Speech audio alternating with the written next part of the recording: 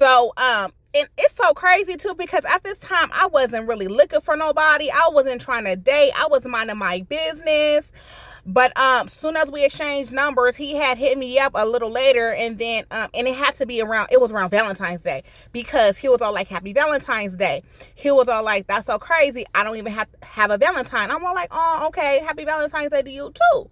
Right? So then every day since I gave him my number, we've been talking non-stop, texting, calling. He calling me at work, on his lunch break, pulled up to his job, we have lunch together. He was consistent. He was showing up. He was checking up on me, right? Giving very much best friend vibes, right? And the way I found out this man was married. Hold on, let me tell you how I found out this man was married. Okay, so when we had went out on a date a couple times, I seen his ring finger. One time it looked like the imprint, like a ring was there, like you could tell his skin was two-tone, right? Okay. And then the second time I seen him, he had a silver ring on, but it wasn't giving married. It looked like a construction, something from a construction site that he just put on his finger, right? And I pointed it out. I said, what is that on your finger? He was like, oh, my dad gave me this ring. I wear it, in memory of him or his grandpa or somebody who passed away, and he wore that ring because of that. And I'm like, okay, put a pin in that, because I'm side-eyeing it. I'm like, okay, it's time to see what is really giving, right? So didn't think nothing of it, but I thought something of it, if that makes sense. If you get it, you get it. If you don't, I don't know what to tell you. And this was a confirmation. And then I'm gonna tell you this part of the story, and then we're gonna go to the next part, because there's layers to this shit. So we was laying up together, right? His phone kept on ringing, right? I'm all like, answer your fucking phone, somebody blowing your shit up. Hello. And he answered it, and I heard a whole bunch of commotion in the background, like, right? And then he hopped out my bed and got dressed and left, and it was given like an emergency, right? He was like, I gotta go. Something that happened at my house. And I'm like, okay, bye, handle your business. I'll talk to you later. Real quick time frame. So the time frame of him jumping out my bed to go rush that family emergency he had was about a day and a half. So around that evening time, I haven't heard from him the whole day until like the next evening time. Does that make sense? I didn't call him, I didn't press him, he had a lot going on. But when we reconnected, this is what happened. He was all like, yeah, my wife's friend's boyfriend came over, they was fighting. And then I don't think he slipped out the wife part, right? So then I seen him again, right? And then we had a conversation about it. I said, you wrong. I said, because you married and you are in my bed, right? Oh, it's not like that. We get in a divorce, a whole lot that man that creep what other women say, right? And then I had fell back from him for a couple of days, right? Because you're not finna play in my face.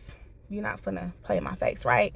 So then this where stuff gets real murky. It was like this man was trying to still talk to me like ain't nothing happened for me. It's like, bro, you just gonna bypass you being in a situation to try to talk to me?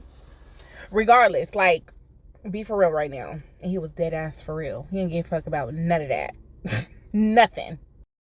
And see, this is the part where I should have walked away. But nah, didn't do that. Didn't walk away. I gave him a chance to explain what's going on, right? Not because I'm stupid, not because I'm dumb, because I wanted to hear what he had to say.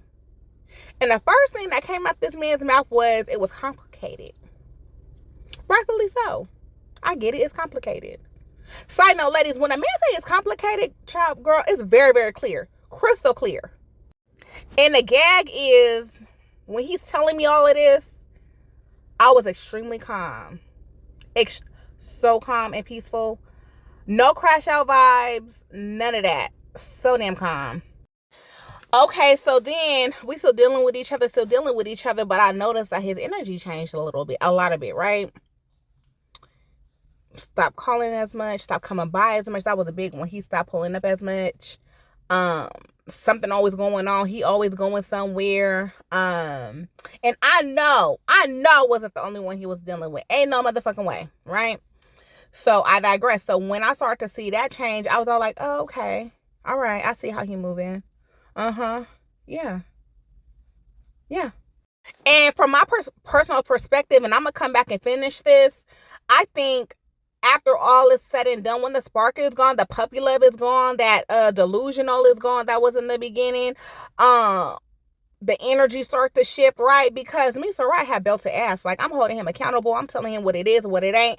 And that pushed him away. But that's okay, though. That's okay. Because my energy never gave, I'm finna take your husband. Your husband finna be with me. I never gave that. Never. Even after all of that, I still dealt with this man, right? And it's not going to fathom. And a lot of women brain cells, well, I chose to do that because I wanted to. First and foremost, I'm so thorough. I take full responsibility. I did that, right? So I wasn't confused. I'm not about to sit up here and play the victim like he played me. No, I played a role in this situation too, right? Conversation after conversation. Every time this man called me, every time, I'm always asking for something. Every time he called me, do you know? Can you help? Is there somebody I need help with? Do you have any resources with? Yeah, I did that.